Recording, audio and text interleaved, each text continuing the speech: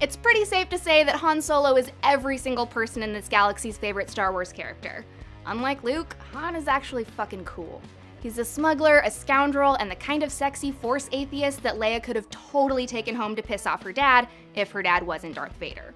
I've been obsessed with Han Solo since I was 6 years old, but as much as I love that scruffy-looking nerf herder, I'm not sold on the new Han Solo movie.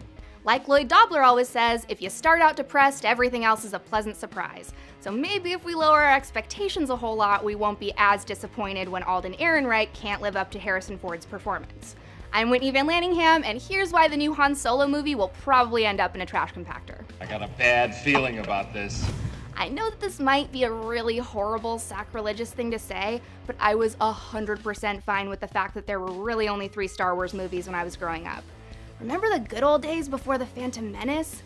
Life was a lot simpler back then, when the only additional Star Wars properties you had to worry about were the Star Wars Holiday Special and beating Shadows of the Empire on N64. Episodes 1, 2, and 3 did not need to be made.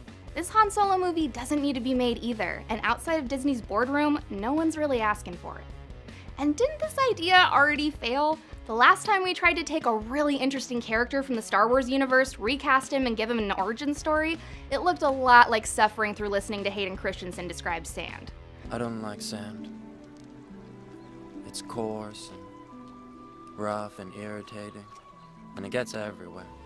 The prequels ruined Darth Vader and turned him into a selfish, spoiled brat just like his son. Darth Vader was so much cooler and scarier when you didn't know anything about him.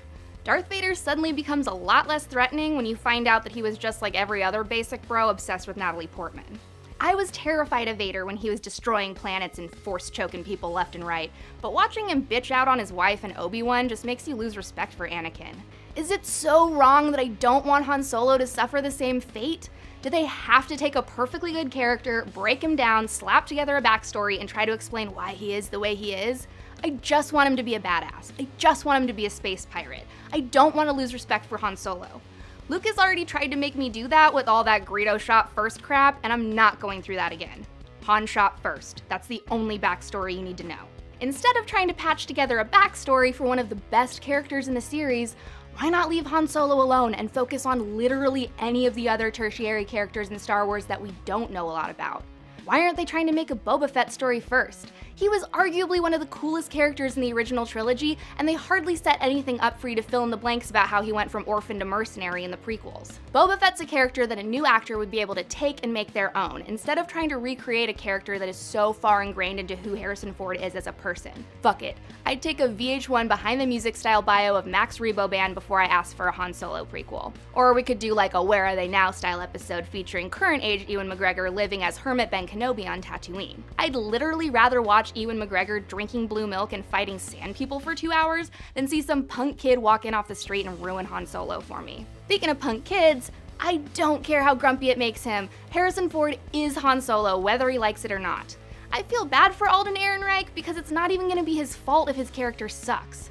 Han Solo is impossible to recreate. I'm holding out for hope that the casting directors knew what they were doing when they narrowed down a pile of over 2,500 wannabe nerf herders to this kid, but it's hard to be optimistic thinking about anybody else pulling off Harrison's portrayal of a smuggler in search of fortune and glory. Honestly, I'm sure this Alden guy is probably shitting his pants right now thinking about having to fill Harrison's shoes. I would be.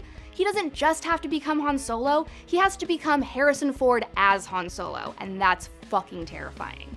I know that there are a ton of reasons to be excited about this film, like watching Childish Gambino seduce a bunch of space babes in the Falcon before Solo wins it off him, and seeing how much of Han's character is influenced by his mentor Woody Harrelson. But if you're worried that this movie is gonna totally suck, you're not alone. Let us know if you think that the new Han Solo movie is gonna be terrible in the comments section, and don't forget to like and subscribe to Obsess. Never tell me the odds.